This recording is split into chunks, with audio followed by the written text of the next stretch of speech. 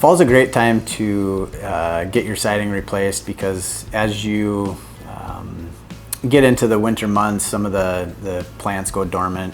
The guys are going to be working real close to your house, and so there's a chance that those plantings are gonna take a beating. So if you can get everything pruned back and create some space there, you can mitigate some of the damage that might happen to some of the plants that are around the house.